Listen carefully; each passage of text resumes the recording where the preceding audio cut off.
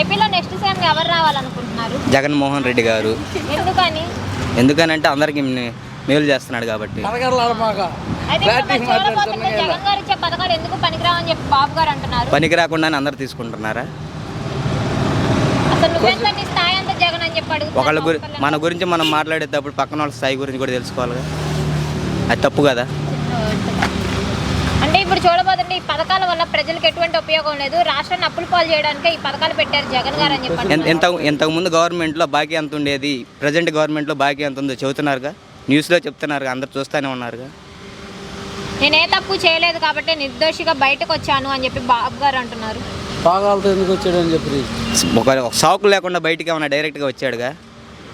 ఇన్ని కోట్లు ఖర్చు పెట్టకుండా బయటికి ఏమన్నా వచ్చాడా?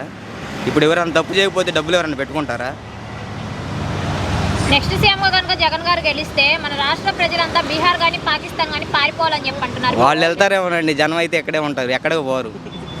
ఒక సైకో రౌడీ మనల్ని పాలిస్తున్నందుకు మనం సిగ్గుపడాలి అని చెప్పి అంటున్నారు. ఎవరు అంది? పవన్ కళ్యాణ్ గారు. ఒకరు ఇప్పుడు ఆ మీడియా లేకపోతే ఆయన ఎవరికన్నా తెలుసా? సినిమా పరంగా అయితే అందరికీ తెలుసు, రాజకీయవేత్తని ఎవరికన్నా తెలుసా?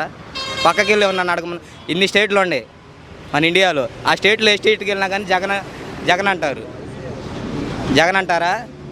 మరి పవన్ కళ్యాణ్ అడగమనండి, ఎవరికైనా తెలుసా? తెలియదుగా.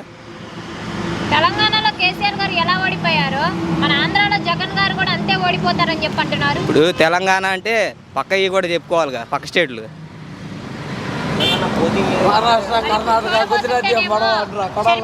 కాంగ్రెస్ పార్టీలో జాయిన్ అయ్యి మన ఆంధ్రాలో పోటీ చేయబోతున్నారు కదా, మరి జగన్ గారు గెలుస్తారంటారా? షర్మిలా గారి వ్యవహారం మనకెందుకండి? మన కాదు, మన స్టేట్ కాదు, మన వ్యవహారం కాదు. మనది ఏదన్నా ఉంటే మనం చూసుకోవాలి. టీడీపీ పార్టీ జనసేన పార్టీ కలిసి వస్తున్నాయి, ఇక వైసీపీ పార్టీకి దబిడి దిబిడే అని చెప్పి అంటున్నారు అచ్చెన్నాయుడు గారు. ఎవరైనా కలిసి రానివ్వండి, ఇప్పుడు ఏదైనా కానీ పార్టీ అంటే ఏదైనా వన్ మ్యాన్ ఆర్మీ అన్నట్టు ఉండాలి జగన్ లాగా. ఇప్పుడు 100 మంది ఉంటే 100 మందికి, ఇప్పుడు పులిని చూసి నక్క వాతలు పెట్టుకుంటే నక్క పులి కాదుగా. అయితే 170 సీట్లలో 15 సీట్లు కూడా నీకు రావు జగన్ అని చెప్పి అంటున్నారు. అవన్నీ ఉత్తి మాట్లాడండి.